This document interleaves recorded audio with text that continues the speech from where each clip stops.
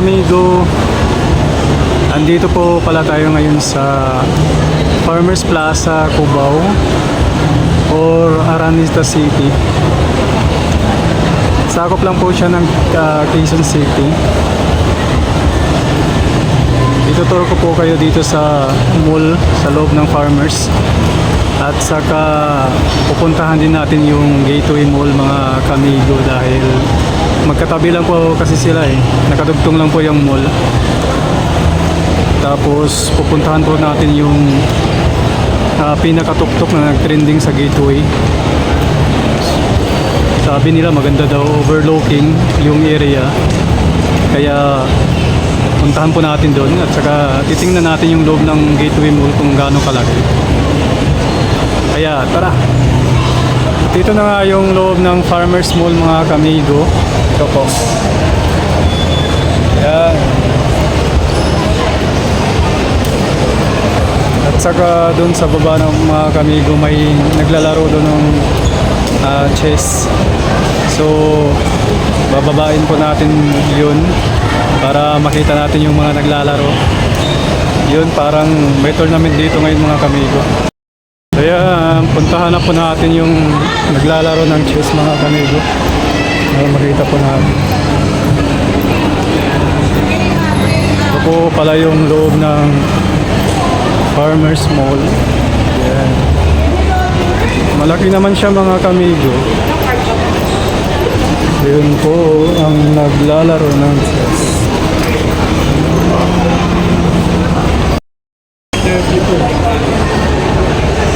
Yan po, ang dami po nila. Good luck sa inyo guys. Grabe. Galing po sila sa iba't ibang lugar. Ayan. At ngayon, pupunta na po tayo sa Gateway Mall.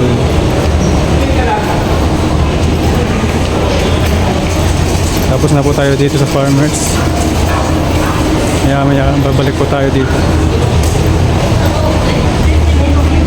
At ito po yung daan na dumugtong sa Farmers Mall and Gateway Mall mga kamigo.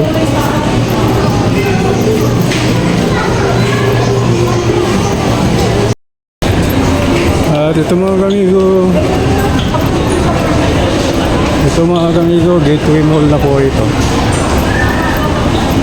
Yan, Gateway na po ito. At saka doon ng Farmers Plaza. Tama nga ang sabi nila mga kamigo. Sa entrance pa lang, napakalaki na ng Gateway Mall. Mga kamigo.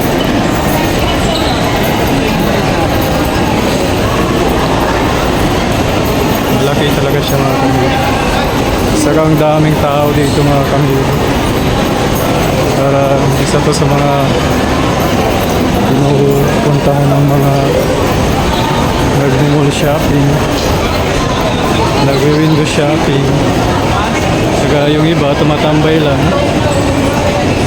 Grabe, ang ganda ng Gateway Mall mga kamigo. Malinis. Nandito na tayo sa main building ng Gateway Mall.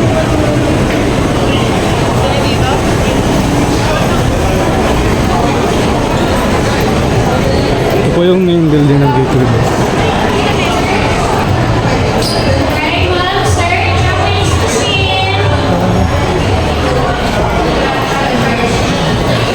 Grabe ang daming tao dito mga kamigo.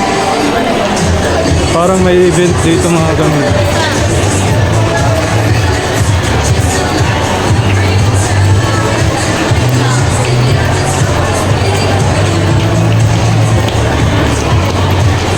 Ang ganda talaga pala ng Gateway Mall ng mga kamigo. Sulit ang punta natin dito mga kamigo. Grabe, ang dami tao talaga mga kamigo. Pupunta po tayo sa pinakataas hanggang mapuntahan po natin yung sinasabi nilang tuk-tuk na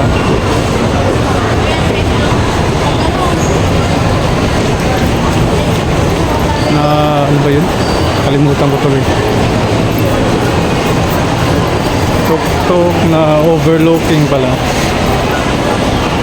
Overlooking area. At andito na po tayo sa parang fourth or fifth floor. Parang fourth floor. Parang fourth floor na ito mga kamigo. Andito na po tayo. Grabe. Kahit saang floor dito mga kamigo, ang daming tao. 2010 or 20. Itong floor pala mga kamigo, may food court dito mga kamigo. Pagkita ko po yung food court sa inyo. Yan po yung food court.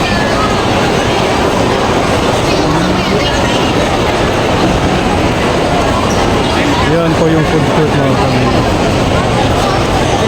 Grabe ang lawak. Ang laki, ang daming tao.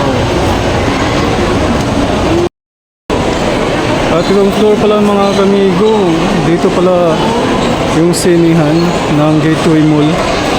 Papakita ko po sa inyo. Ito po yung sinihan mga kamigo. Dami.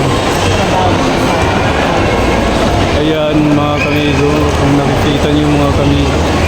Grabe ang laki ng sinihan dito mga kamigo. Gateway Dolby Atmos.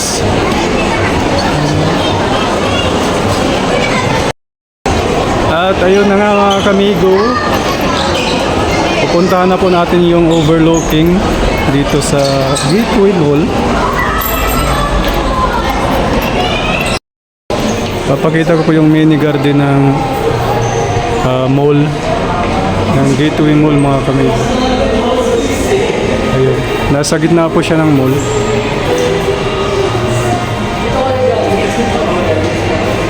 Yan, maganda po siya mga kamigo. At saka yung tuktok pala dun mga kamigo. Yan pala yung sinasabi nilang overlooking. So punta po tayo. Tara. Grabe. Ang ganda pala ng mall na to.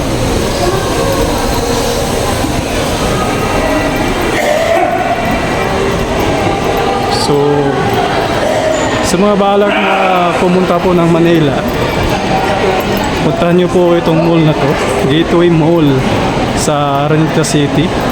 Dati po siyang Cubao, pero hanggang ngayon Cubao lang naman yung Cubao lang naman yung tawag nila. Kasanayan na dahil Cubao kasi yung pangalan talaga. Tapos binago lang po siya na naging Araneta City. Ayan, nandito na po tayo sa overlooking.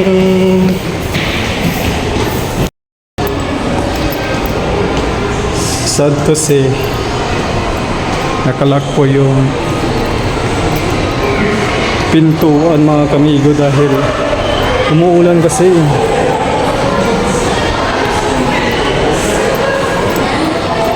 Napakabasa po sa labas. Kaya balik na lang po tayo. Tingnan po natin dun sa kabilang daanan daw sa may 7-Eleven kung bukas ba dun yung pinto papunta sa overlooking area. Lakad na naman tayo. Grabe yung experience ko dito mga kamigo.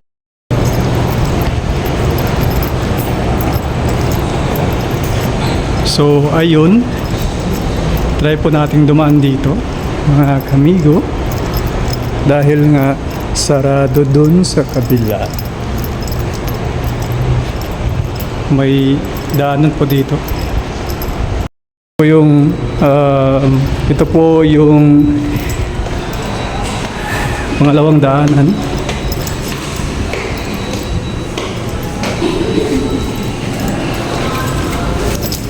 Try po nating dumaan dito kung pas ba siya.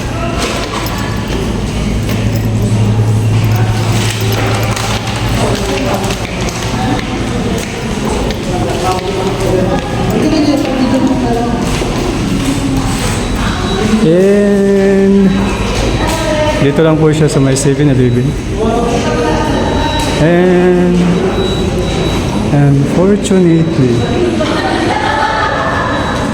sarado po siya mga kamigo. Maganda pa naman yung labas. O, tingnan niyo.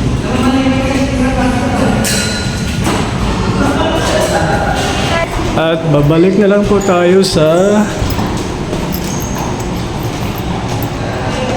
dinadaanan po natin dahil nga sarado yung overlooking area. So, labas po tayo mga kamigo. Titignan po natin yung labas ng Gateway Mall.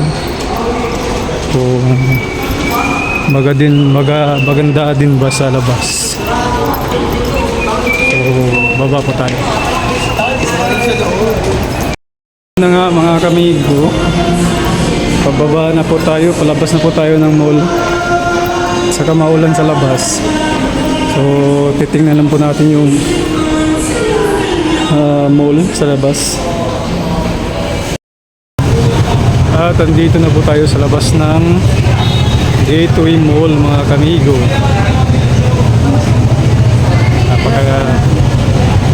Napakaulan po, napakaulan sa labas. Napakaulan po sa labas. Ito po yung labas ng mall mga kamigo. Sayang lang napakaulan. Punta po tayo sa Araneta Coliseum mga kamigo. Ayan po yung Araneta Coliseum. Tatabi lang po siya ng Novotel. Tatawid po tayo mga kamigo. Napakaulan.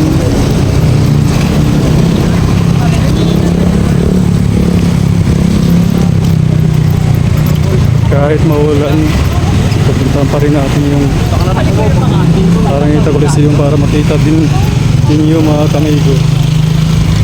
Okay, dito muna tayo dahil stoplight pa. Go na po tayo. Bilisan po natin dahil napakaulan.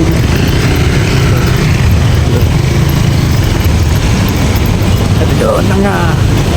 Malapit na tayo sa Araneta Coliseum. Makikita na po natin yung Araneta.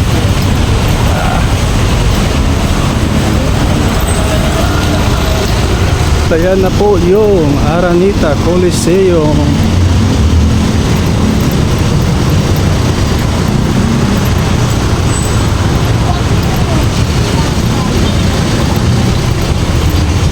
Yan po mga amigo yung Araneta Coliseum.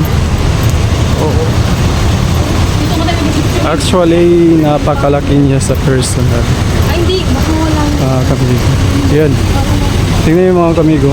Yung Araneta Coliseum. Araneta Coliseum. Yan po yung labas niya. Yan. Madaming tao mga kamigo. Baka may nagpo-concert or may event.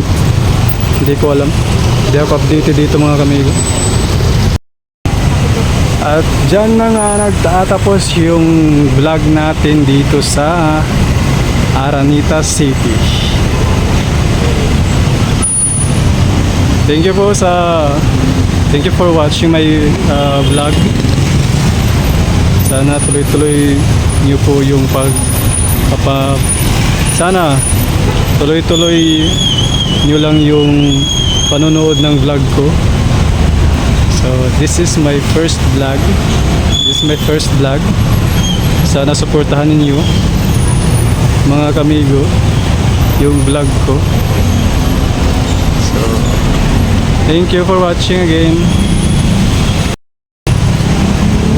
Thank you for watching my vlog. See you.